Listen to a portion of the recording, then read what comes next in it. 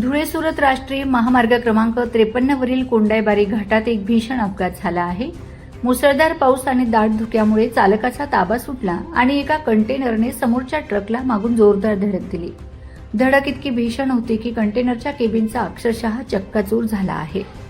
धुळे सुरत महामार्गावरील कोंडाईबारी घाटात सध्या मुसळधार पाऊस सुरू आहे।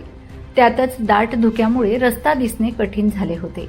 दहिवेलहून विसरवाडीच्या दिशेने जाणारा कंटेनर क्रमांक NL01 RF 7400 घाटातील उतारावर आला असता चालकाचे वाहनावरील नियंत्रण सुटले। या कंटेनरने समोर चाललेल्या ट्रकला पाठीमागून अत्यंत भीषण धडक दिली। धडक बसताच कंटेनरचा पुढचा भाग पूर्णपणे चेपला गेला। यामध्ये राजस्थानचा रहिवासी असलेला चालक आदिल हाफिज हा केबिनमध्येच अडकला। त्याचे दोन्ही पाय चिरडलेल्या केबिनमध्ये अडकल्याने तो जागेवरून हलू सुद्धा शकत नव्हता। अपघात एवढा भीषण होता की काही काळ तिथे मोठी वाहतूक कोंडी झाली। घटनेची माहिती मिळताच महामार्ग वाहतूक सुरक्षा मदत केंद्राचे अधिकारी सहाय्यक पोलीस निरीक्षक विवेक पाडवी यांच्या मार्गदर्शनाखाली पोलीस पथक तात्काळ घटनास्थळी दाखल झाले।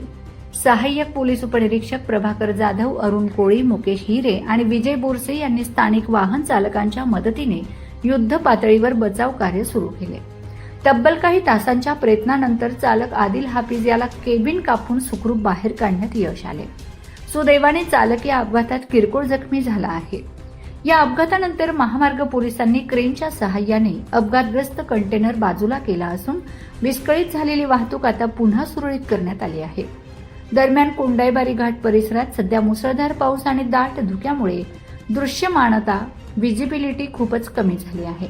त्यामुळे महामार्ग प्रशासनाने वाहन चालकांना वेगावर नियंत्रण ठेवण्याचे आणि सुरक्षित अंतर राखून गाड्या चालवण्याचे आवाहन केले आहे।